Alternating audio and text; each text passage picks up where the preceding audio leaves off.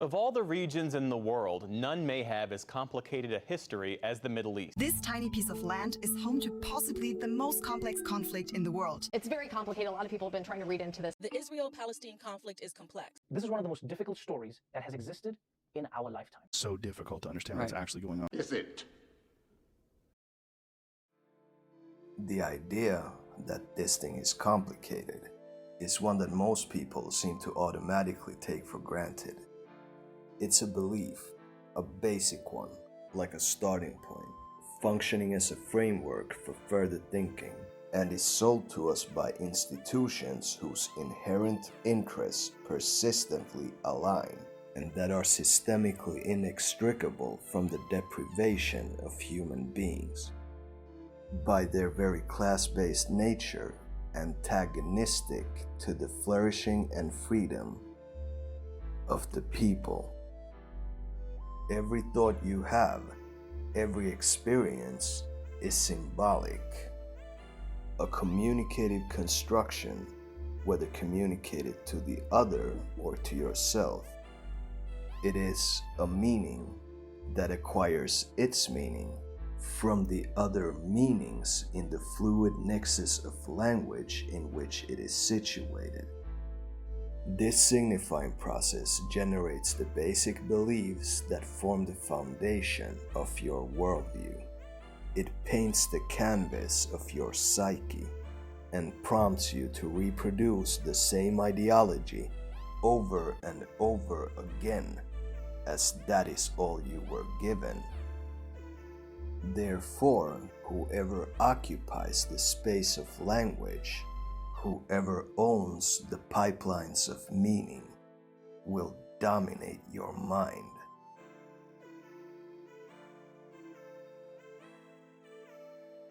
It being complicated is the empty slogan, the simple hook that appeals to the habitually lost and unaware, to those who were never really looking for anything more but the quick fix satisfaction of a non-answer, a cheap soundbite, allowing them to identify themselves to themselves as someone who follows the news, while, best of all, enabling them to wash their hands of any sense of, God forbid, personal responsibility for maybe having to do something, when finding themselves face to face with the most obscene crime in our sliver of history, offering them an outlet for their laziness and confusion, a mass-produced cop-out, lest they have to confront a genocide, the real-time systematic extermination of a people, the right now ongoing explosive tearing apart of the brittle little bodies of Palestinian babies. Here's the good news though.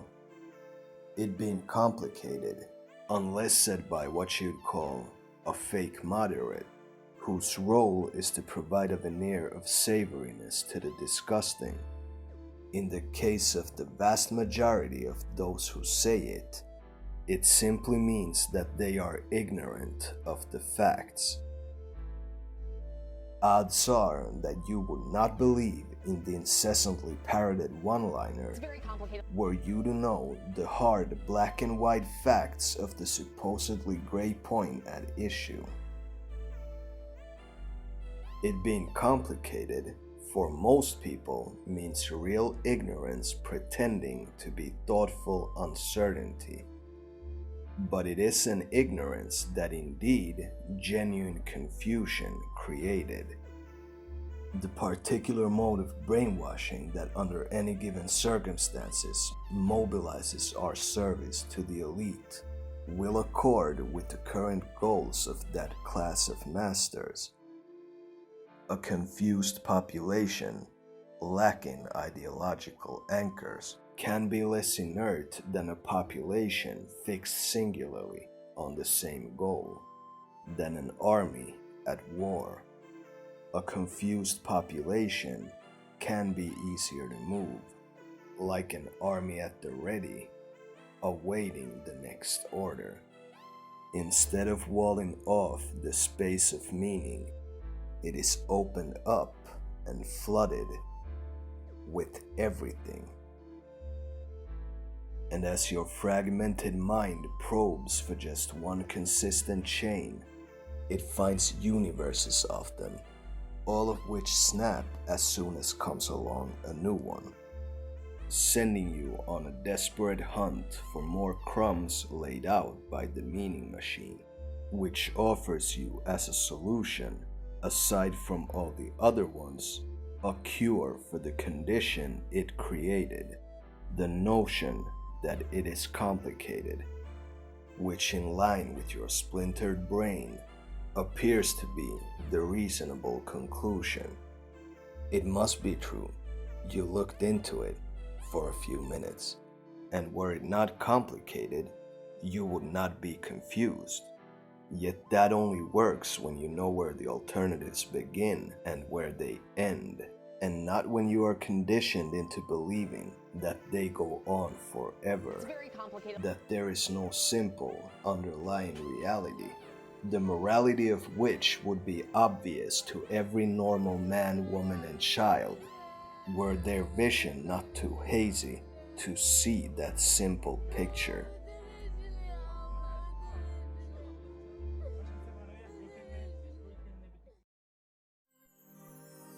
Make no mistake, that's what this is.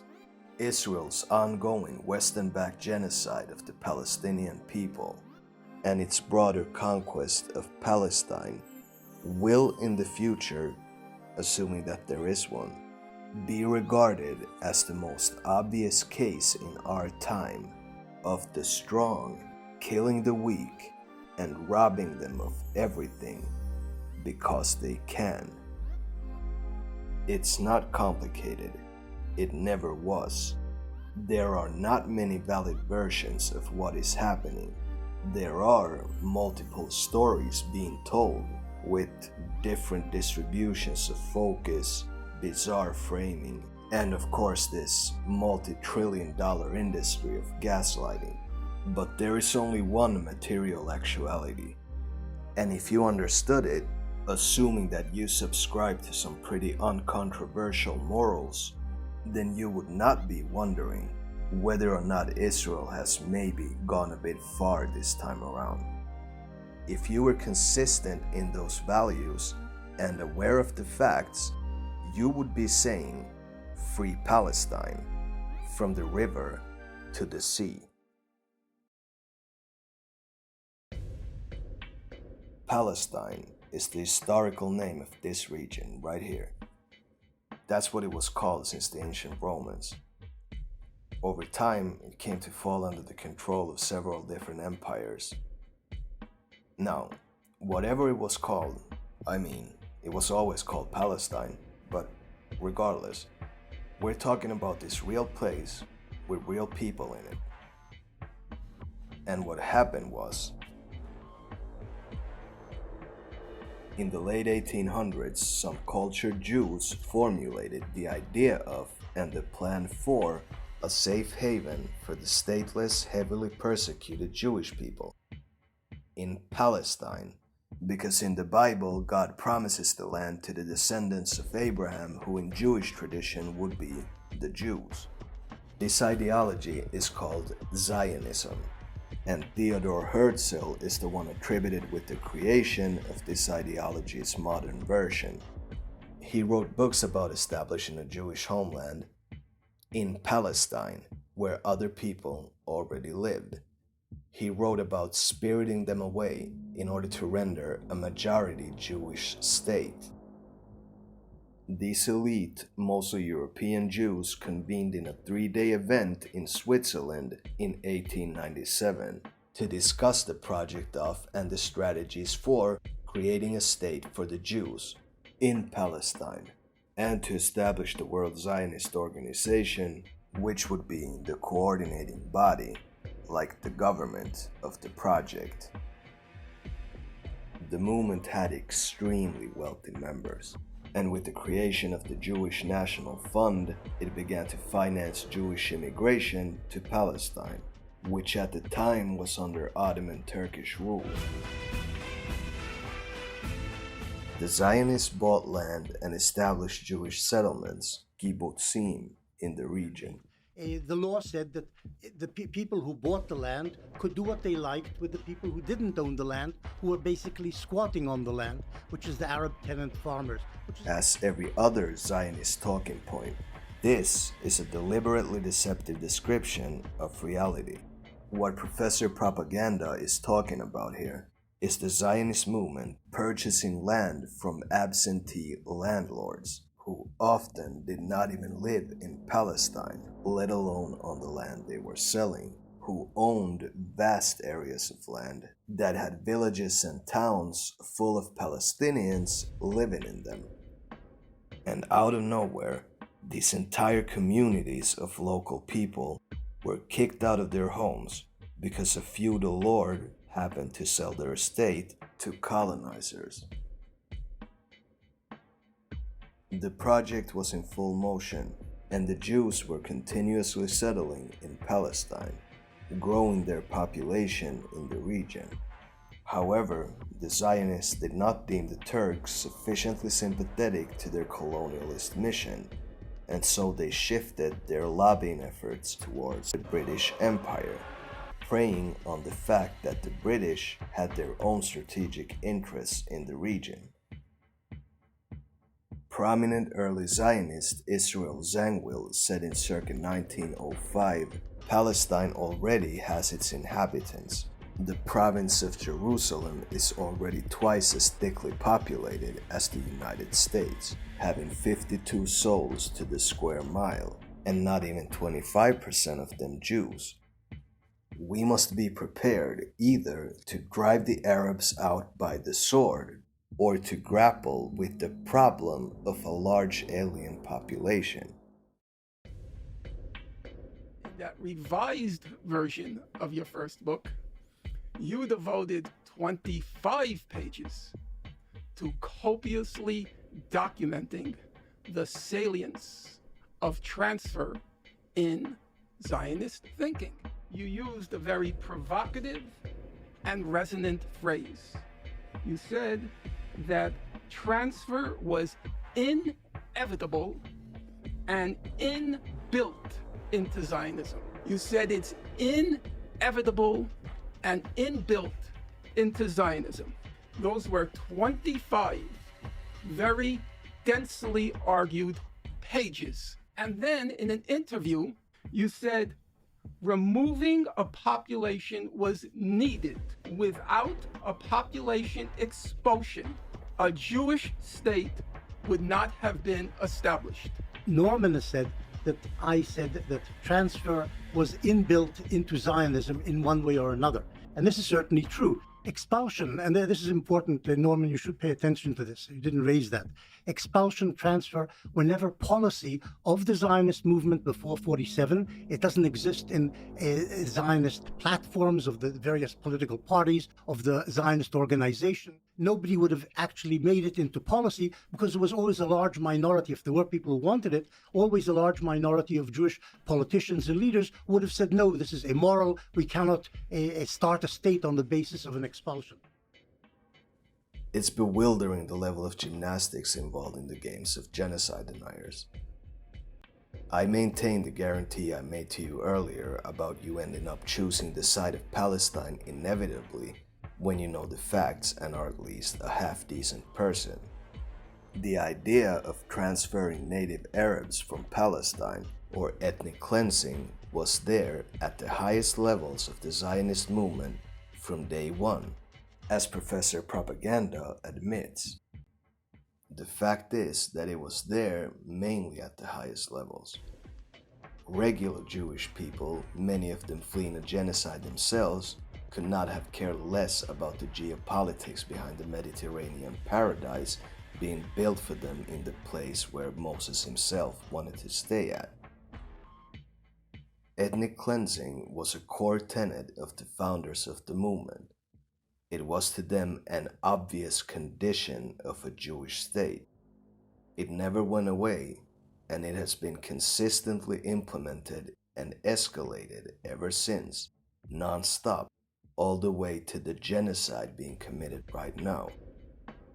As if these visionary power players did not quite collectively comprehend what building a Jewish ethno-state in a non-Jewish land would entail.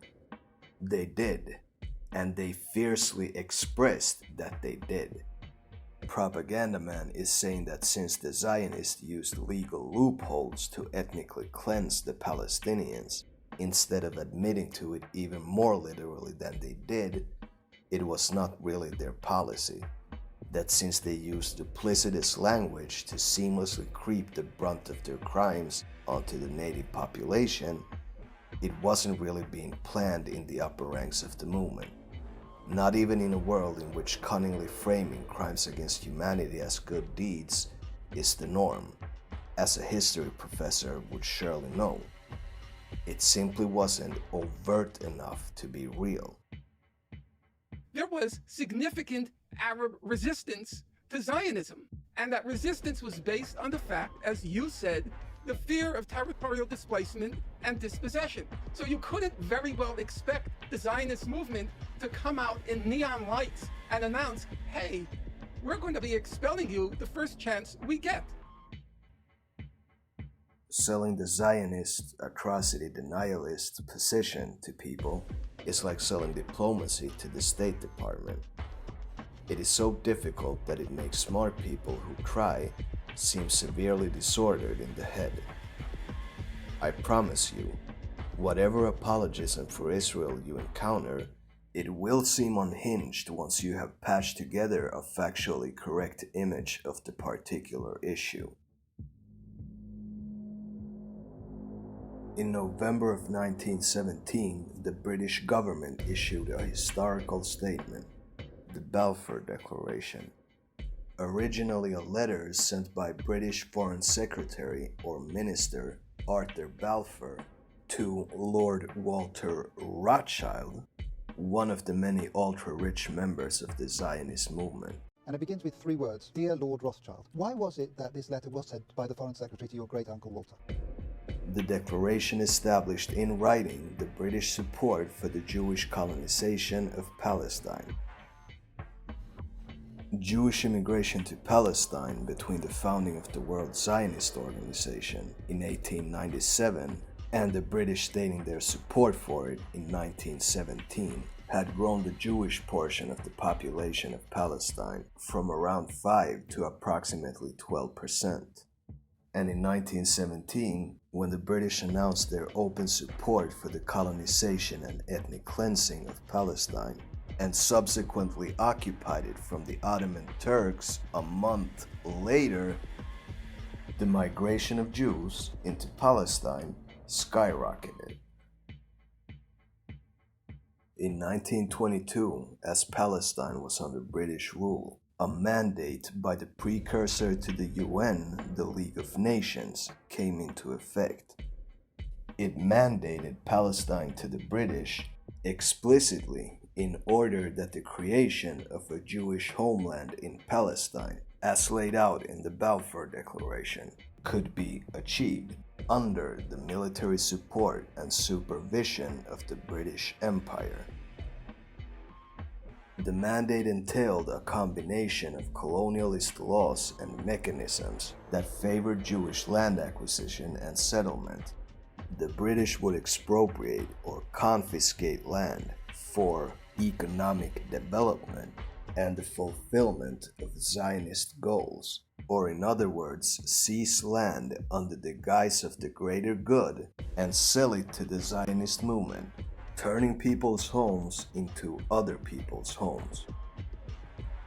The British would come to feel the pressure from the understandably disgruntled Palestinian population and make some concessions here and there to navigate the rising tensions in a Palestine that was being aggressively colonized. Like the 1939 White Paper that limited annual Jewish immigration to Palestine to 75,000, when the highest year for immigration until that point The year of 1935 saw only 62,000 Jewish settlers arrive in the region.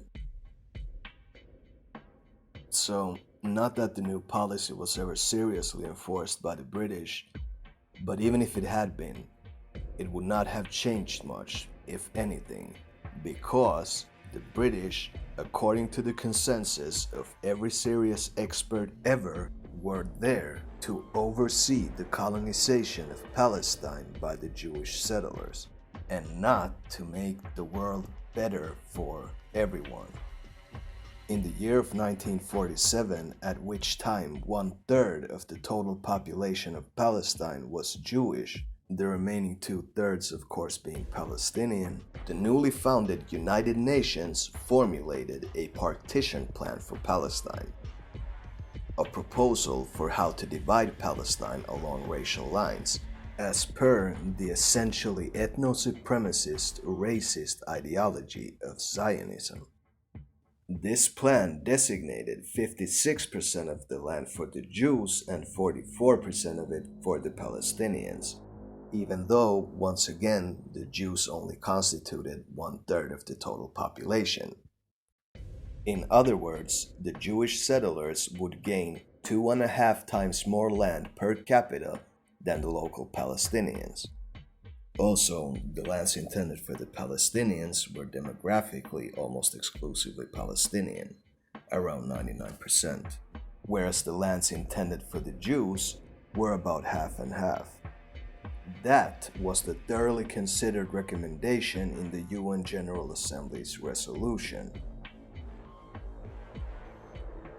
A year later, in 1948, the colonizers took the partition plan and declared the Jewish state of Israel, with David Ben-Gurion at the helm taking on the office of Prime Minister, claiming the partition plan's racial division of Palestine. So, the Zionists declared the State of Israel, touting the UN's non-binding partition plan, and they stayed true to the built-in condition of the establishment of a Jewish ethno-state, namely the condition of transferring Palestinians in the case of expected resistance from them, when presented with the solution that overwhelmingly favored the Jews.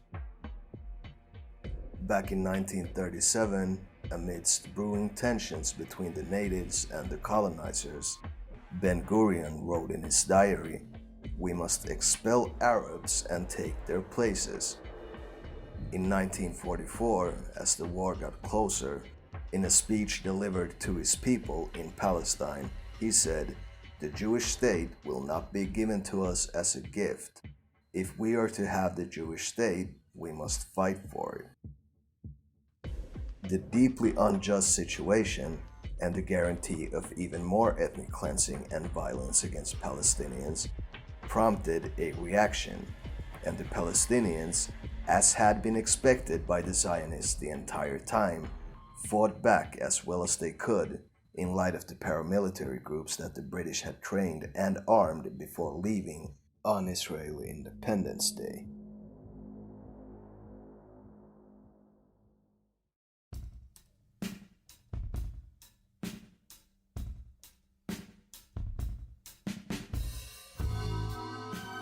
It was the day on which the colonizers finally declared their explicit ownership of Palestine, marking the commencement of the Palestinian catastrophe, or Nakba. It was the violent removal of 750,000 Palestinians from their lands and the murder of tens of thousands of them, their demotion to subhuman status by an invading nation in their own country. You wrote that territorial displacement and dispossession was the chief motor of Arab resistance to Zionism. Territorial displacement and dispossession were the chief motor of Arab resistance to Zionism. So, you then went on to say, because the Arab population rationally feared territorial displacement and dispossession, it of course opposed Zionism. That's as normal as Native Americans opposing the Euro-American manifest destiny in the history of our own country, because they understood it would be at their expense. First, I'll take up something that Muin said. He said that the Nakba was inevitable. As have you. And predictable. No, I've never said that. It was inevitable and predictable only because the Arabs assaulted the Jewish community and state in 1947-48. Had there been no assault, there probably wouldn't have been a refugee problem. There's no reason for a refugee problem to have occurred, expulsions to have occurred, a dispossession, massive dispossession to occur. These occurred as a result of war. You're a moron. So, the Nakba, the violent mass expulsion of close to 1 million people from their homes, was inevitable because of the Palestinian resistance, which was itself predictably going to come in light of our oppression of them. And that makes it all their fault anyway, since you cannot definitively prove that we would have thrown them out had they known their place, even though our most prominent leaders believed in a majority Jewish ethno-state that would have to be achieved through ethnic cleansing. That's what he just said. Moron. You may remember what I said about the nature of Zionist propaganda. No matter what they throw at you, if you knew the truth of the matter and if you believed in some very uncontroversial morals, then you would disagree with them. In 47-48, the Arabs started a war, and actually people pay for their mistakes, and the Palestinians have never actually agreed to pay for their mistakes. They make mistakes, they attack, they suffer as a result, and we see something similar going on today in the Gaza Strip. They do something terrible, and then they start screaming, please save us from what we did, because the Jews are counterattacking. And this is what happened then, and this is what's happening now. Imagine a racist regime in, I don't know, Germany, who want a majority or only German state, in a Germany that is full of non-Germans. And imagine saying that they didn't realize that the millions of unsuitables wouldn't happily disappear on their own, and so the bringing about of the physical annihilation of these non-Germans was virtually forced upon this unwitting and well-intentioned and totally hypothetical German regime. You did this. You did this. That is as good as it gets as far as the strength of the Zionist case. And this is because that case is wrong. So, witnessing the rapid colonialist expansion of the new Jewish state in Palestine and experiencing unprecedented numbers of ethnically cleansed Palestinians streaming into their countries, Jordan and Egypt respectively, in order to secure territory in the face of the arriving migrants, and in order to stop Israel's expansion in its tracks, occupied what corresponds to today's West Bank and Gaza. Israel expanded itself all the way to those borders of the West Bank and the Gaza Strip, and instead of seizing 55% of Palestine's landmass as they had claimed to be intending, Israel ended up covering 78% of it. The 750,000 people who were driven out of their homes in Israel proper, that is, the area that the Zionists conquered in 1948, and what is today recognized as the State of Israel. Those 750,000 people fled to the surrounding countries, to the West Bank, and to Gaza. In the following few years, several 100,000 more would be expelled.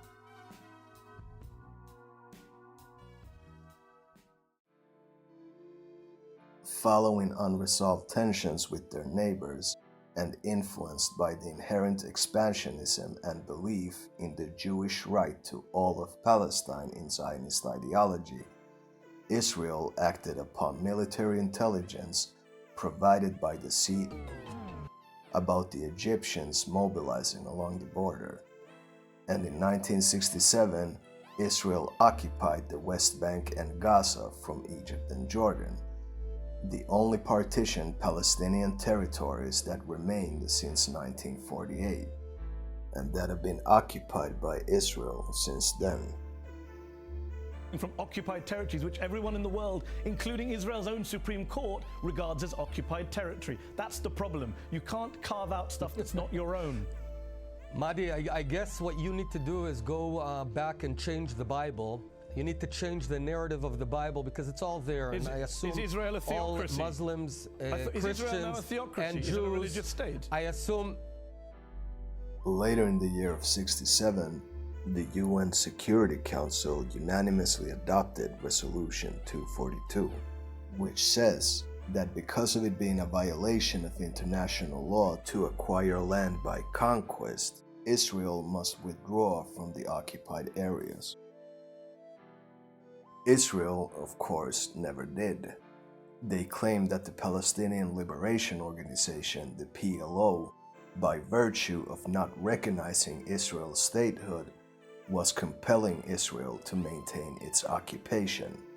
All the while, the Israeli state was facilitating the building of Jewish settlements in the occupied areas, where they confiscate Palestinian land, train citizens in self-defense, and have them build communities on those lands. Violence continued to be committed by the occupiers as well as the occupied, as the Zionist settlers kept building right on top of the Palestinians in the militarily occupied territories, which is of course a grave violation of international law. In 1982, a rival organization to the PLO attempted to assassinate an Israeli ambassador. Ignoring the clear evidence that the PLO was not behind the attack, Israel carried out its pre-planned invasion of Lebanon, where it tried to destroy the PLO for good and install a puppet government.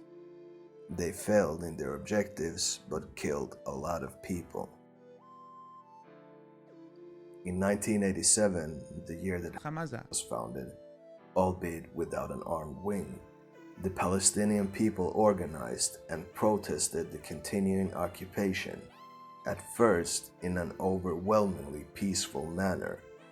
Israel brutally crushed this intifada, or uprising, and continued its internationally illegal settlement building in the occupied areas, slowly but surely absorbing more and more of the promised land. In 1993 began the Oslo peace process between Israel and the PLO. Upon the two parties signing the Oslo Accords, a set of agreements that again demanded that the PLO recognize Israel as a state, and while the accords stated that Israel was supposed to withdraw its military from Gaza and certain areas of the West Bank, they didn't say anything about what would happen after the 5-year peace process, like what the borders would be. And obviously, Israel did not withdraw from anything. In the year 2000 began the second Palestinian uprising. The protests were rowdier this time, with the occupied acting more violently, and Israel acting accordingly, killing thousands, mostly civilians. And in 2005, in order to halt the peace process that wasn't even going on, Israel withdrew both its troops and its illegal settlements from Gaza, reinforced its barriers, and maintained control of its coast and airspace. This complete cutting off of Gaza would, of course, as the Prime Minister's advisor put it, freeze the peace process, and when you freeze that process, you prevent the establishment of a Palestinian state. Not that Israel ever had any plans to make peace with Palestine, but the danger that the Palestinian womb posed to Israeli democracy, as Israel's highest officials openly stated, required this more radical move. Zionists will routinely refer to this withdrawal as Israel giving the Palestinians a country, as if it was theirs to give in the first place, and then point to T-word attacks as a sign of them just being ungrateful. A year later, to everyone's surprise, won the mostly symbolic parliamentary elections in Palestine. I do not think we should have pushed for an election in the Palestinian territories. I think that was a big mistake. And if we were going to push for an election, then we should have made sure that we did something to determine who was going to win. Israel and its partners didn't like it, and under the pretext of controlling gun smuggling, they imposed a thorough blockade on the Strip, taking complete control over everything that entered and exited it, turning Gaza into the largest concentration camp of all time, with an intentionally malnutritioned prison population, weak and hungry, and with less resources to make more of the wrong people. Promised to abide by Resolution 242 and recognize Israel with its 1948 borders as a state if it would itself gain statehood in return. Israel obviously refused. It did ask for a ceasefire that it agreed to so that it could take time to prepare the 2008 Operation Cast Lead, a sequence of massacres in Gaza over a 3-week period, killing a few hundred militants and almost 1,000 civilians, a third of them children. Israel lost 13 of their own. The targeting of the next generation and of the bottleneck to reproduction, i.e. women and children, was, according to human rights organizations, again, as always, intentional, as was the bombing of homes, religious centers, and essential infrastructure, leaving Gazans more vulnerable than ever. In 2012, nothing had really changed. Israel was killing farmers in the field and fishermen at the coast, accusing them of smuggling in weapons, and Hamas was firing rockets into Israel in response. Nothing unusual. In the 8-day lawn mowing operation by Israel that followed, the Palestinian militants killed 4 Israeli civilians and 2 soldiers. The Israelis killed 55 fighters and 105 civilians, intentionally targeting civilians, again according to Human Rights Watch, of course, in this operation Pillar of Defense. Building up to Operation Protective Edge 2 years later in 2014, Israel violated the ceasefire by intensifying their blockade, starving their unwanted prison population some more, and arresting people like never before. Retaliated by kidnapping 3 Israeli youngsters and eventually killing them. Israel lied when it said it was about to launch a rescue mission into Gaza to free the 3 hostages, knowing they were dead, and instead went in to kill and arrest some more people. This spike in the conflict reached its peak with Operation Protective Edge, a month-and-a-half-long punishment campaign against the people of Gaza, in which Israel killed 2,250 people, the vast majority of them civilians, including over 500 children, and left thousands more children permanently crippled. Israel destroyed tens of thousands of homes, as well as schools and hospitals. They warned the residents before bombing their homes, sometimes less than 60 seconds prior to doing it, which constituted a clear pattern of ineffective warnings, according to investigation by Amnesty International. The IDF also used Palestinian children as human shields, forcing them to act as live mind probes for them. In 2018, the people of Gaza tried protesting again. The overwhelming majority of them did it peacefully, They called this collective scream for help the Great March of Return. Israel obviously crushed the uprising and killed over 200 Palestinians, including 45 children. The Palestinians threw rocks and Israel fired shells. The latter injured 10,000 people, not least with sniper fire targeting the ankles of protesters, making them disabled for life.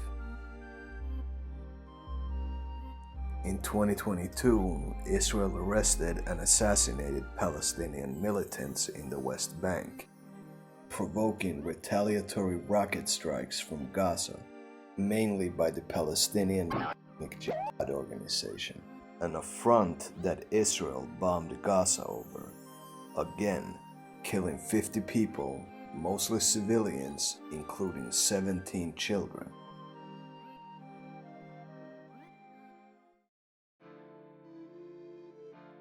And on October 7th, 2023, and other militant groups, in response to Israel's blockade on Gaza, Israel's criminal settlement building in the West Bank, Israel's seizure of the holiest site in the country, and in response to Israel being on its way with the unwavering, ironclad backing of the major Western powers, taking concrete steps to erase Palestine from the map, executed the broadest, most intricate mission against their occupier yet.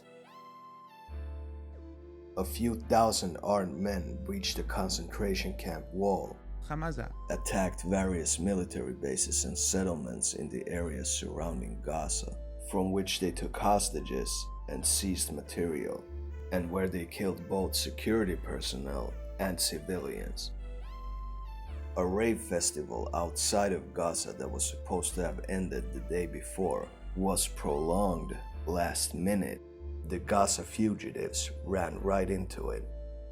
And as in the various settlements, fueled by war feelings and lacking platoon-level command, they opened fire at the partygoers. Close to 700 Israeli civilians were killed on October 7th, as well as around 400 of their soldiers, police, and other armed persons. Some 250 people, both civilians and state enforcers, were taken hostage into the Gaza concentration camp, some of whom have since been released, and some of whom have surely died in the ensuing bombing by Israel. While Hamas's main objectives were the military bases and the surveillance infrastructure that monitors Gaza, they did kill civilians and take them hostage, as did many other Gazans taking the opportunity to flee the concentration camp. As did the Israeli army, who were instructed to fire at anyone leaving or entering Gaza, among whom were civilians, and to take back housing areas with ground troops, which include tanks and their heavy artillery. The numbers produced regarding Israeli civilians killed by their own are based on investigators' accounts of analyses they have made of relevant footage provided to them, so offering exact numbers as to who killed who here and now would be a speculative effort.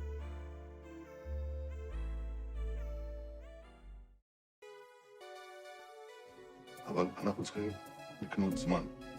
זמן אנחנו קונים על ידי פנייה גם למנהיגים וגם לדעת הקהל.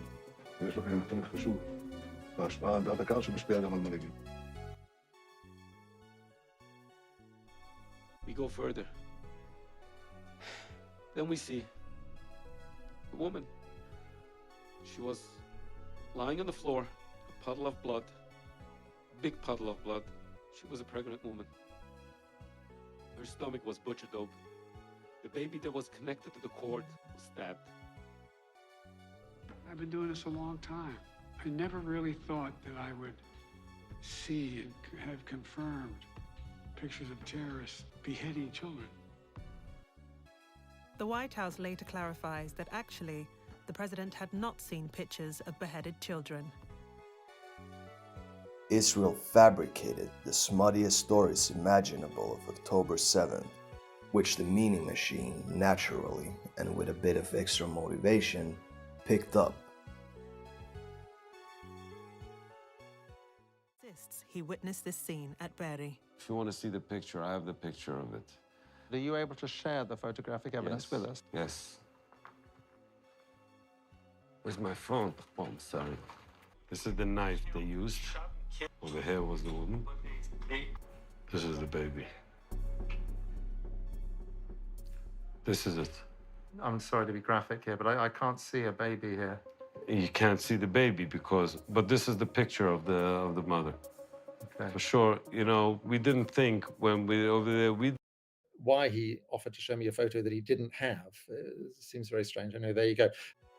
Israel did this because it believed that the world would not agree with its genocide of the occupied Palestinian people had they only killed adult civilians and had they not defiled Israeli women. Israel did it to confuse you by drowning you in information, to make you lose sight of where is up and where is down.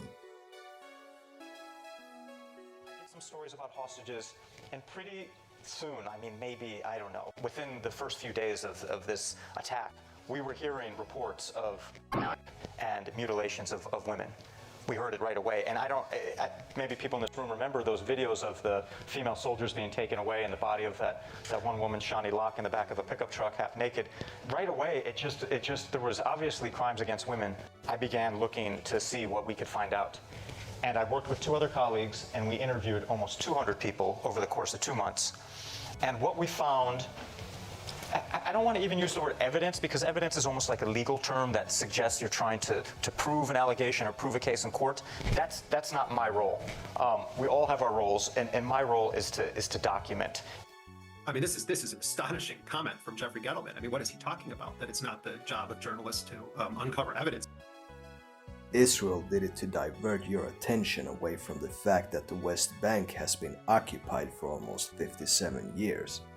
That Palestinians there have their houses destroyed by settlers as well as soldiers, that they get regularly murdered for being Palestinian, that they are being bulldozed off their lands, that they have to cross special checkpoints and can arbitrarily be denied entry into Israel because of their ethnicity. They don't want the casual world event consumer to even know that for over half a century, Palestinians, since they are militarily occupied, have been living under martial law, that the vast majority of Palestinians were born into it. It did it in order to deflect from the everyday reality of Palestinians with Israeli citizenships, from the reality of the apartheid system under which they live. They did it in order to diminish the fact that 70% of the people in Gaza or their descendants once lived in what is now the State of Israel, that they are a people displaced by an ethnocentric conquest and forced into a high-tech concentration camp by a racist regime. They lied to you so that you would not wonder why Israel is allowed to rob the Palestinian people of their human rights, so that you would not protest the fact that your tax money makes that possible.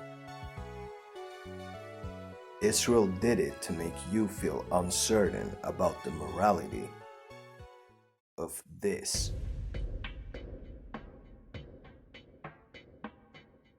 Less than 6 months into the ongoing Palestinian genocide, Israel has destroyed most of the homes, schools, and hospitals in Gaza. Women are having cesarean sections and children their arms and legs amputated without anesthetics because the fascist state of Israel and many of its loyal citizens are blocking all aid going into the Gaza concentration camp. Well over 30,000 people, by the most conservative estimates, have been killed, nearing 10,000 women and 15,000 children. This does not include the many thousands of the murdered who have not and never will be identified, either because they are buried beneath the rubble or have been turned into unidentifiable ash. Gaza was given crumbs and kept hungry since 2007. Now they get nothing. The man-made famine is about to reach critical levels in the coming weeks or months. Israel is blocking all aid going into Gaza unless it wants to lure a starving crowd into a hell of bullets.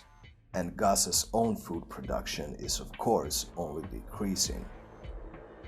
The average person dies of starvation at the same time as the next average person, meaning that while some can go hungry for longer than others, once that threshold has been crossed, people are going to start dying quickly, by the thousands, hundreds of thousands, or by the millions.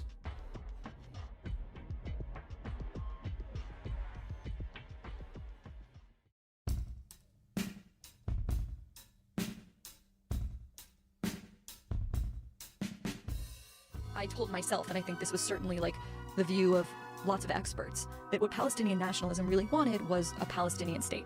Palestinians just want self-determination like everyone else in the world. And I am absolutely on board with that. The problem is that their leaders, and then you look at some of these polls and the numbers are really disturbing, and they say, no, the goal is not having our own state alongside Israel. The goal is erasing Israel. The goal is for Israel not to be there. Correct. Just as the goal is for any fascist regime doing fascist shit not to be there, unless you agree with fascism, which does not mean that the goal is for the Jewish people not to be there, which is obviously what she's implying. Yes, a state that explicitly recognizes one race of people as fully deserving of human rights, but not others, should be dismantled. A state that actively conquers nations and exterminates their people when they don't willingly flee into the desert must not exist, unless you are into that sort of thing, which either you are or you are not. It is that simple. So when you're having a debate about, when people say today they're an anti-Zionist, the reason that is so problematic is they're not making that argument in 1920s Eastern Europe, when the state doesn't exist. It's one thing to be an anti-Zionist in theory, right? It's the same. The analogy I like to make is if we're a couple and we want to have a baby and we're debating, should we have the baby? Can we afford the baby? Where are we going to send the baby to school? All this stuff. That's a totally moral argument to make. You can't make that argument of should we have the baby after the baby is born. The baby is born. It exists. Israel exists. It's a place. It's not an idea. It's not an abstraction. It is a place that contains the largest Jewish community on planet Earth. And so when people say that Israel doesn't have a right to exist, it's like, what are you talking about? It exists. So what do you want? So I asked the person that makes the anti-Zionist argument, what do you imagine will happen? Like, do you think that you're advocating for a genocide right away? Or like, you have to have no sense of Middle Eastern history or politics to make the argument that you can be a minority in that region without protection. We know what that looks like. That looks like the story of the Yazidis. It looks like the story of the Kurds, the story of the Zoroastrians, the story, frankly, of Christians who are going to be completely expelled from the Middle East within the next decade. You're such a fantastic moron. Exactly. The baby already grew up to be a bigoted serial killer. So saying that it shouldn't continue to be one, because then the victim's families could take that as weakness and take revenge, is problematic. We are again pretending as if the only choices for the regional expansionist superpower are destroy or be destroyed. As if the stateless refugees living under siege are an existential threat to their own oppressor. As if them calling for the termination to the statehood of the nation that systematically obliterates them and their children is anything but right and good. As if they ever wanted to kill you because of your ethnicity or religion. They didn't. Israel did, but they didn't. Either it is bad or it is not for a state to annihilate human populations in order to steal their land. And if you think that it's bad, then you think that those states should not exist as such states. It is not complicated. If you believe that it is wrong for states to do that, if you believe that states should not impose laws that discriminate against the native population of or any other group within that state, if you believe that human rights are for everyone, then you necessarily believe that Israel should not exist. As it is, as an occupier, as a fascist country, which is what it is. qualities without which it ceases to be the ethno-state of Israel, which, once again, does not mean that Jews should not exist in Palestine or elsewhere in the Middle East. They always did, because Europe did not want them. Equal rights and justice for all, independently of race or creed. How difficult can that be to comprehend? Maybe if a group wanted to set up an ethno-state on a hypothetical secret island on which no one else already lived, then maybe that could work. But when Nazi Germany decided that it would expel or kill anyone in its territory who deviated from its ideal, we stopped it. We disassembled that state and removed the pieces out of existence. Not the Germans. They're still there, doing horrible things once again, but that's beside the point. The world rightfully believed that that state had to not exist anymore, that a better one had to take its place. A new state, not built on Nazism. The Zionist thing. Get it? That's what it means. Anti-Zionist. Yeah. And the world thought the two can't sit together. Sit together. We love each other. We love each other. Lived in total harmony and peace for literally for hundreds of years. We were taken in by the Muslims, and we lived there and flourished. They lived together in the same courtyards, babysat each other's children. Call the place whatever you want. Call it the land of Canaan if you wish, as long as it doesn't rob and oppress and kill those whose ethnic background or religion it believes justifies doing so. And so when people say that Israel doesn't have a right to exist, it's like, what are you talking about? It exists. So what do you want? So I ask the person that makes the anti-Zionist argument, what do you imagine will happen? Like, do you think that you're advocating for genocide right away, or like? If what she means is that a lot of people in the region are angry at Israel right now, then she's right. But that's not what she means. What she means is that Israel is forced to be a nuke-possessing occupier with the right to slaughter nations, or else those with beards, no mustaches, will kill them, because they just happen to have an ethnic commitment to being hateful, because their ideology of course exists in a vacuum, unlike her multiple millennia invoking Zionist justification for pillaging and murder. The Bible, right? Like, and has nothing to do There with are many this. hundreds of babies among the dead. قتلتم الأطفال والشيوخ أين أنتم؟ أين ضمير العالم؟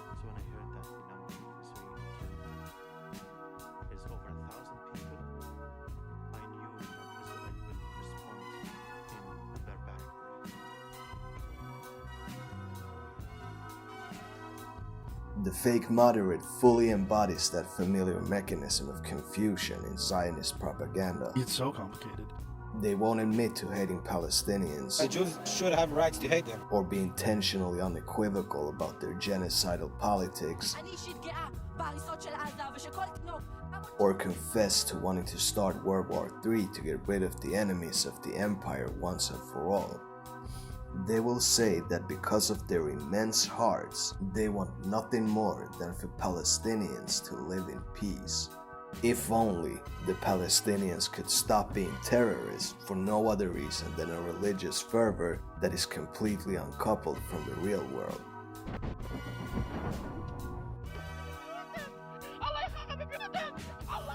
That's it.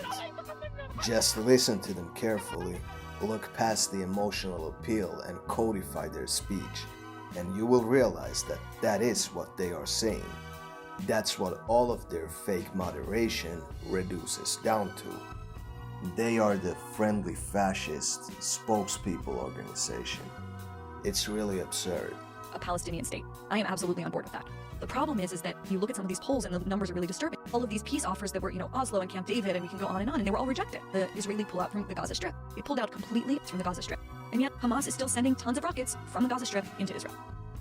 And even if her basic lies about Middle Eastern history were true, even if that region were historically more anti-Semitic than Europe, something it has never ever come anywhere close to. Her answer is to continue destroying people's lives, lie about having left them alone when what you actually did was pull the guards out of the concentration camp and reduce the innocent prisoners' daily rations, and then you squeak in bewilderment when the Palestinians are still upset. And again, unless you think that that is generally a good thing to do, then you cannot agree with the existence of the state of Israel. To Muslims, and we don't want what's happening to the Palestinians. We cry with the Palestinian suffering. That is what they're afraid of. The world will wake up. They are not ISIS or Al-Qaeda, as the genocidal psychos would want you to believe. They are a grassroots resistance movement. There's a reason why they have never carried out attacks against random crowds of innocent people in Europe or the US. That's simply not what they are about. Their fight is against their occupier. Now, are they your friendly Mormon soccer mom neighborhood watch? No. They possess most of the violence capacity in the Gaza penitentiary, and they leverage that power accordingly. That is just what happens under such circumstances. But to pretend as if they are the core of the problem, as if they just emerged out of nowhere and took their own people quote-unquote hostage because they want war instead of peace and self-determination for some ambiguous religious fundamentalist reason, is just incorrect. Well, here's the problem, right? The average Palestinian, they just want to live a normal life. They are being held hostage by Hamas, right? These are like kleptocratic authoritarian regimes that hate women, that hate gay people. I mean, it's horrible. They hate our freedoms. To ignore the fact that they did not even use guns but only provided social services until a few years into their existence, to pretend as if they are not absolutely the historical product of Israel's brutality, and as if Palestinians wouldn't do better if only they had it better, if only they had anything but constant war against their aggressor. To focus on them beyond saying that yes, I condemn the killing and the kidnapping of civilians, even if that is the only possibility one has of resistance, is maniacal, and you know it. What would be your overall take if people escaping Auschwitz took civilian hostages with them from a nearby village as bargaining chips for an eventual run-in with the SS? Would you counter the accusations of genocide with, what about the Polish civilians? You don't even believe that. Would not exist in a perfect world. That's true, which means that Israel would not exist as it is, even in a gravely imperfect one. סלסביל, זה מים, זה כתוב להם בקוראן, מים מתוקים כאלה. עכשיו אמרתי לו שזה קטע, כי השם שלי בישראל זה אגב. One should not let the genocide skeptics deter oneself from seeing that which is brazenly obvious. We believe that the Nazis wanted to exterminate the Jews not because they said it. They did say it, just as Israel is saying it wants to erase the Palestinians, but that's not why we believe it. We believe it because they did it. And in Israel's case, because they are doing it. And because they said it, and because of the history of constant ethnic cleansing, the high-ranking officials openly preoccupying themselves with the demographic makeup of their country, because of the utterly degenerate culture of hate that pervades Israeli society, not least the military, the atrocity propaganda that they deliver with such arrogance, as if the world owes them this one extermination campaign, and so on and so on.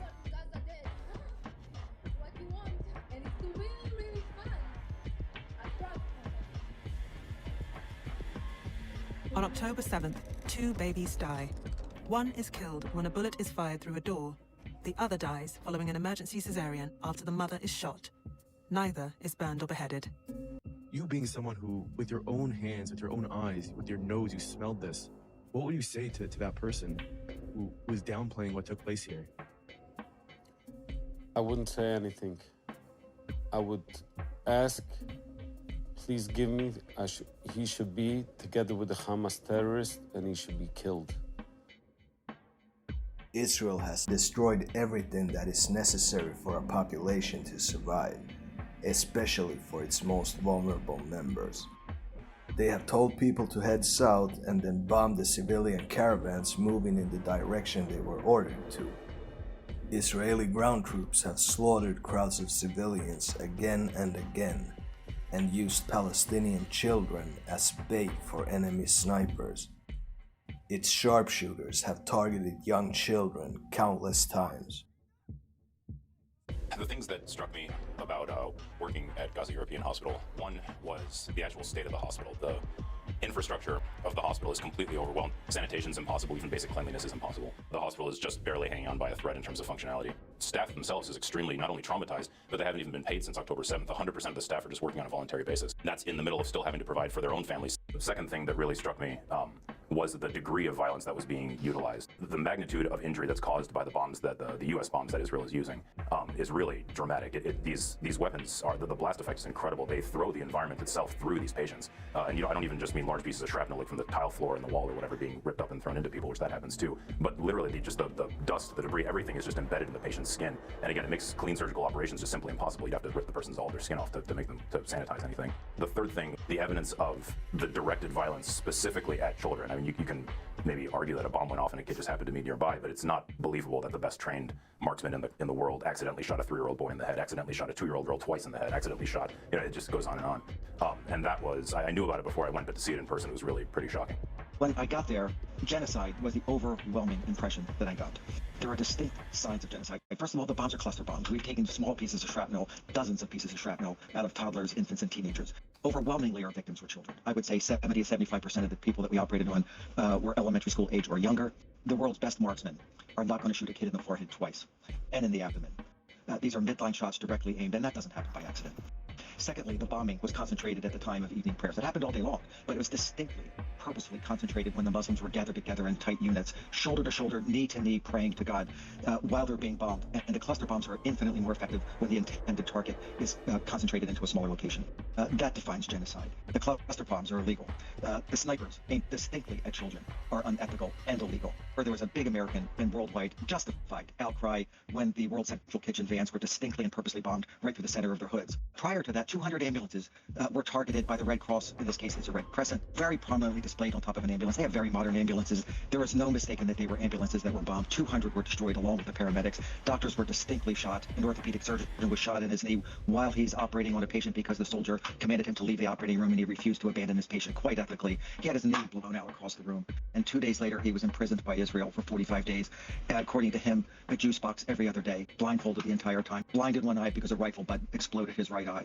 This is dehumanization. This is the purpose of this is to kill a population. Food delivery. When we left, there was tens of miles of incoming food trucks, 4 lanes. The entrance into Gaza and the exit road into Gaza were all lined on both shoulders of the road with tens of miles of food trucks parked bumper to bumper to bumper trying to get into the country, of course, which is limited by the IDF or the Israeli government. Why aren't they letting the food in, if not for it to deprive the population of the substance that they need to survive? This is another definition of genocide. There's no reason why they can't let even inspected food trucks in. The product can be inspected. I'm sure it should be inspected. But this is life-sustaining materials. The hospitals, if we didn't bring our orthopedic implants, if we didn't bring our dressings, if we didn't bring medicines, they would be devoid of all of this. Another definition of genocide.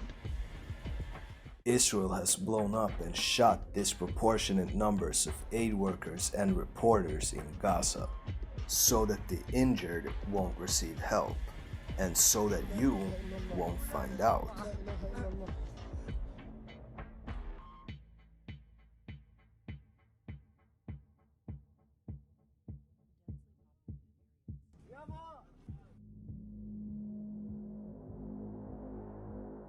Israel is officially starving the Palestinians to death, as it promised it would from the very beginning. אנחנו מטילים מצור מוחלט על העיר עזה. אין חשמל, אין מזון, אין מים, אין דלק. הכל סגור. אנחנו נלחמים בחיות אדם ואנחנו נוהגים בהתאם. We don't begin believing it only when every single politician of the genocidal government declares in unison that they want every Jew or every Palestinian or every whatever to die. that is their very specific intent, and they wrote it down for you so that you can't explain it away anymore. That's not how genocides work. Why would they spell it out for you and blow their cover when they can so effortlessly manipulate you? When they can manufacture a culture that surreptitiously hijacks everyone's brain, making you float along and do more or less what they want you to do. They wouldn't do that. That's not how the powerful do things. Only this time, they have done it to an unusually high degree. This genocide is the most obvious one that you will ever see. The highest ranking officials of the Israeli government invoke genocidal myths from the Bible, which riles up the army and increases the chances of them slaughtering massive numbers of innocent civilians and feeling like they can get away with it. What this has predictably resulted in is the army slaughtering massive numbers of civilians, and afterwards they were touted as heroes by their leaders. Now, here's the mistake that the brain-dead and the dishonest alike will make. They hold that it is too ambitious in relation to the level of available evidence to infer that these actions carry genocidal intent. They are saying that it is more neutral not to draw the conclusion that there is. This is where they go wrong. It is not more neutral to do that. That is an inference. That is a wild conclusion. Again, what they are saying is that these people are consistently doing things that result in the destruction of the Palestinian people, yet we should think that they have no idea that they are doing it. To think that is not equal to assuming a neutral position. You do not stay in place by thinking that. You move by thinking that. Now, you also move by thinking that they do know what they are doing as they are doing it, but you move a lot less.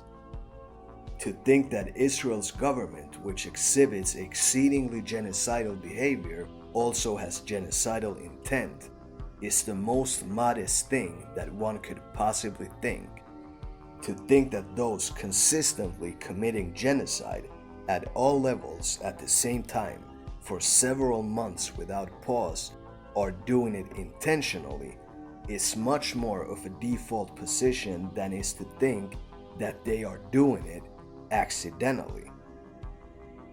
The IDF uses an AI-based target identification system, which is programmed to mark as targets for bombs fighting-aged males. It is also programmed to strike them when they are at home with their families, as that is apparently better than killing them when they are not, for some totally legitimate military reason.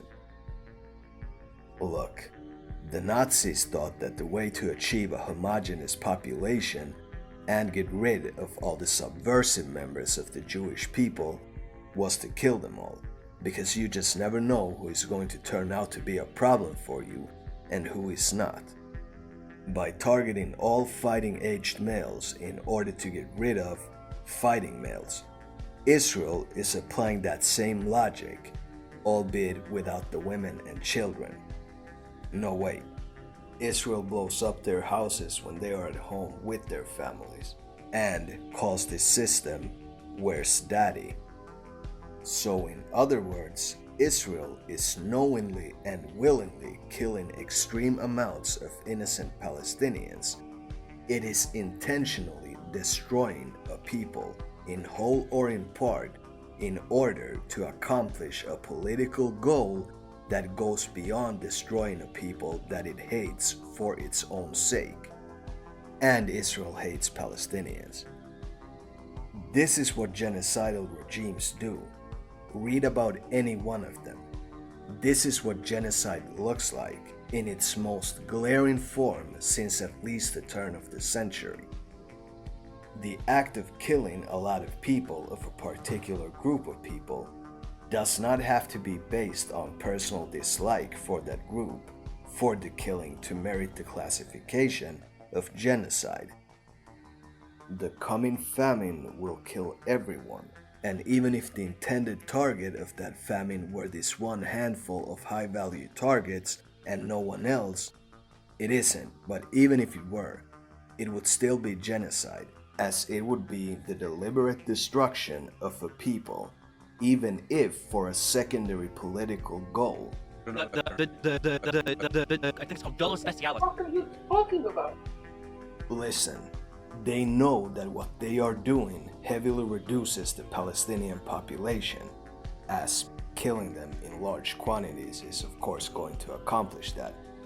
And they know that that is a good thing for them, and they always have, as there is a profoundly powerful and consistent tradition of demographic engineering within Israeli leadership. What is more likely when the head of government, after many exhausting meetings with his war cabinet, tells his army to kill everyone? That he meant it, or that he didn't? Or that he's only trying to maximize the odds of killing militants by killing everyone, treating civilians as insects to be stepped on?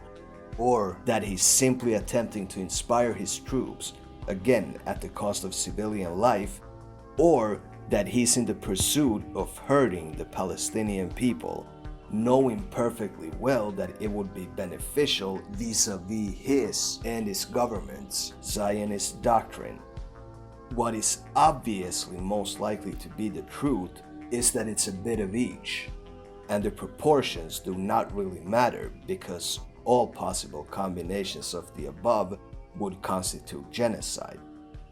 But still, just to add to all of that, it's not like they don't know that population reduction makes their job being getting rid of the Palestinians, easier. They love to mow the grass. And like they haven't thought about that a lot. They're not even well-founded. Did you know that there doesn't exist one single explicit admission of genocide by Hitler, and that his officials only ever discussed it privately? We infer their intent from their strategic dog whistles, their veiled references, their careful, gradual hypnosis of the German people, and their mass murder of particular groups. We observe these broad patterns and draw conclusions, and whoever is not recognizing these patterns in the ongoing so-called Gaza war has a lame brain. All kinds of secret documents and whistleblower testimonies from Israeli authorities about, effectively, a final solution to the Palestinian question, like population control, as in birth rate suppression, calorie restriction, the complete systematic elimination of Gaza's healthcare system, and the expected consequences of those measures, i.e. Palestinian mass death and its benefits for Israel, are going to be surfacing over time to accompany the copious sea of evidence that is already available to us of Israel being not in the process of a mere indiscriminate war, but in that of addressing a perceived vermin problem.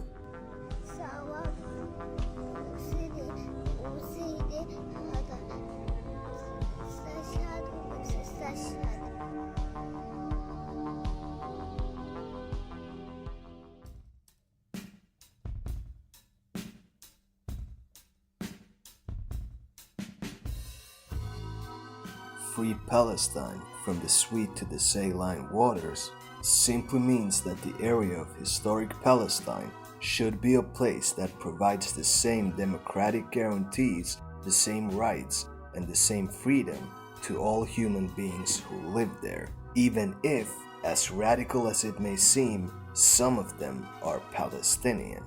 That is it.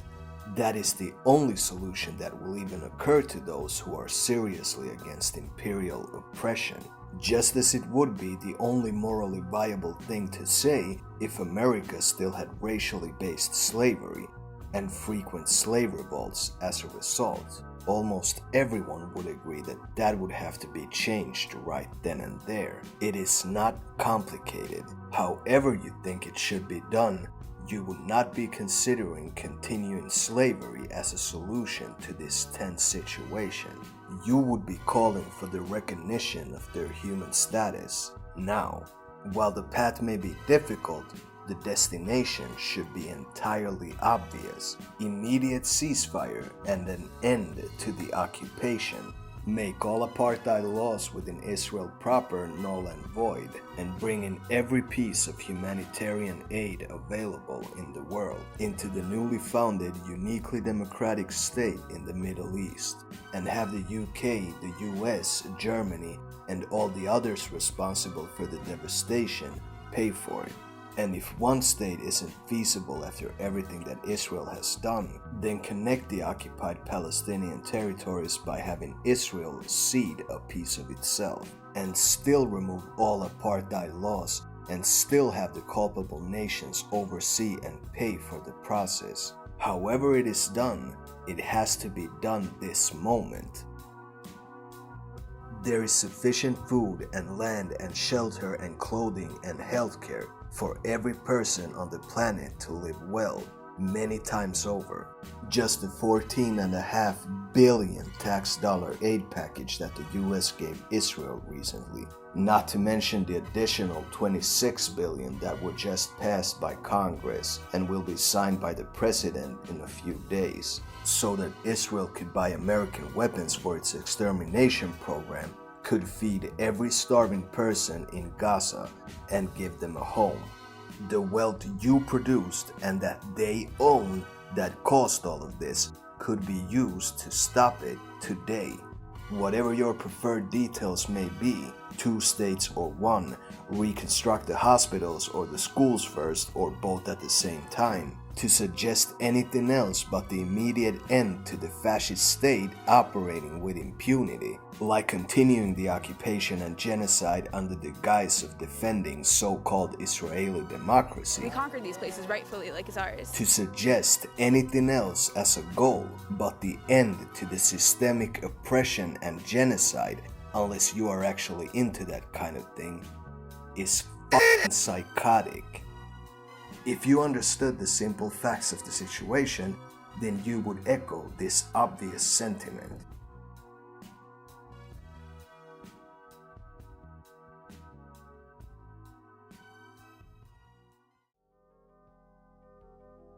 Oh, I'm absolutely ecstatic about this war breaking out in the Middle East. They need to bomb them all. Wow. What? I don't mean just Israel, but Iran too. Whatever it takes to get my Raytheon stock to skyrocket. Look, this helps our economy when we're able to put American workers back on assembly lines. The human experiment is on a collision course with its own system. This is Squid Game for real, but with countries as players. And pretty soon, every continent. And you should do something about it. Yeah. But how? Listen, you know how. I don't know how you should do it because I don't know you or what you can do. I made this video. I realized I could do that. Just my small part in flooding the ideological space with the right message. It's, you guessed it, not that complicated. They are exterminating a nation of people over there because they are insatiable monsters who assume the right to own the world. What do you do in that situation? Maybe start by promising yourself that every day from this day on, as long as it's happening, you do something about it, whatever it is. Every day you figure out at least one concrete thing that you can do. Be it telling someone about it, making a donation, protesting, reading up on or watching something related to the situation, whether the ongoing genocide or the system that enabled it to happen in the first place. Get out there, be loud, organize. A lot of people already are, so don't miss out. You could make daily videos condemning Israel's and the West's genocide, and ask your friends to do the same. It makes a difference, even if they are completely trite and unoriginal. Quantity is of the essence. The murderers will continue to spread their lies, but you can drown them in truth. That is what is already happening in the info space, and it worries them to no end. They are only as strong as the productivity they stole from you. And never forget that a united refusal would scare the few decrepit criminals off forever. Or leave your Western abode, go somewhere else, to the turf of a less genocidal gang, one that won't use the stuff you made to kill innocent people. The West that once was is not coming back. That is a fact. So if you are not going to build a new hemisphere, then exit the current one before it's too late.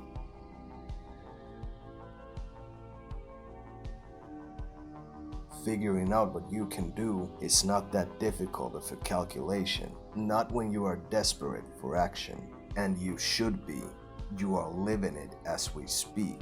The genocide of a people by atomic bomb-wielding psychopaths because they were in the way, and the imminence of nuclear and environmental apocalypse.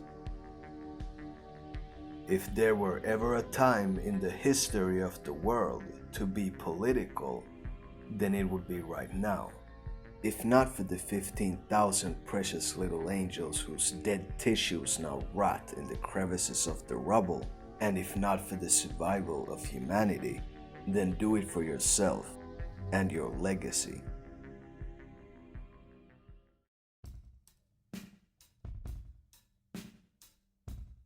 If you still don't get it, then maybe you could realistically plead blindness when the time comes. But if you have a platform, if you have the ability to influence anyone with your opinion, and certainly if you have a massive audience, and you choose to receive all of your information about the subject from agents of the Israel lobby and the CIA, then as far into history as the memory of you goes, you will be condemned. And if you are too lazy or scared or ungifted to realize that, then wait and see. No one quite trusts those who ignored the Holocaust, and even less those who thought it was unfortunate yet kind of necessary while it was being carried out. The only public opinion givers that today downplay, question, deflect from, or outright deny the ongoing genocide are people that every serious intellectual and anyone even in the ballpark considers a complete joke, and who will in the future be universally understood as such. While historical figures wrote things down that most of us will never read, making the past and the monsters in it feel like an alien counterpart to the present world, these people left years worth of footage of themselves spewing madness. Most people don't condemn things because they understand them, but because everyone around them is telling them to condemn those things. The ongoing genocide of the Palestinian people is going to be one of those things. And the more you ignored it, excused it, or cheered it on, the more shame you will feel at the point in the future when the new economic interests of the elite can afford to allow you to see it with the same clarity with which you look upon the other great evils of the past. So if pretending to be a good person is part of your curriculum, then this would be the time. It has never been more real than now.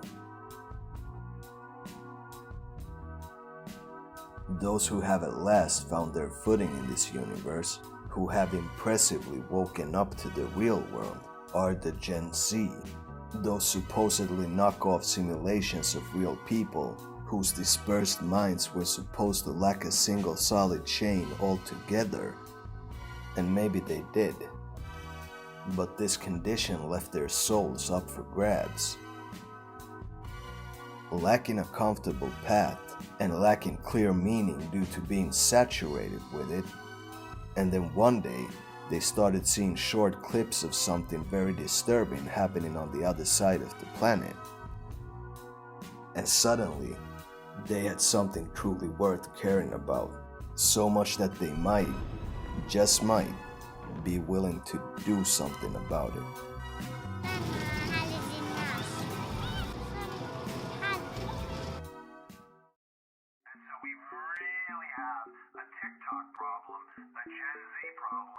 Again, like we've been chasing this left-right divide, it's It's the wrong game. The real game is the next generation. That our community needs to put the same brains that gave us Tagli, the same brains that gave us all these other amazing innovations, need to put our energy toward this, like fast. We can count on well over half the House, 250 to 300 members, to do reflexively whatever they want. The ironic thing is that, yes, it's true, a foreign government has infiltrated the U.S., except it's just not the country they want you to think it is. That is why you are attacked. Why your protection from the wolf of Chinese psyops suddenly began to concern your shepherd so deeply. I think are confused about the First Amendment, confused about the nature of TikTok, and confused about the intentions of the Chinese Communist Party. TikTok is owned by ByteDance. ByteDance is in China, and when you're in China, you have to do whatever the Chinese Communist Party says you have to do. You wouldn't allow a radio tower owned by the Chinese to be put up right in the middle of Washington, D.C., and then allow it to just put out Chinese propaganda. Tic-tac-toe.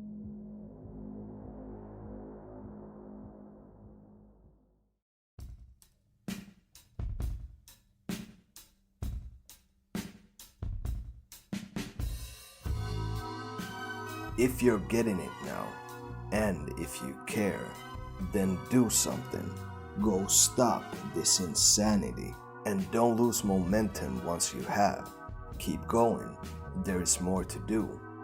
Will things actually transform? They either will, or all of us are likely going to perish. And the Palestinian people certainly are. Those are our only options. Will things change though? I don't know. But they could. And whether or not they will, trying to change them, once you get it, is kind of the purpose of life. What more meaningful thing could there possibly be to live for? The people. So, shame on the state of Israel and their American dog for their psychopathic ways, for their crimes against humanity, and shame on all of us for letting this happen. The value of human life either is universal, one's right to it either is for everyone, or it is nothing but the reward for the power of those who do not deserve it, at the expense of those who do. Thanks for watching.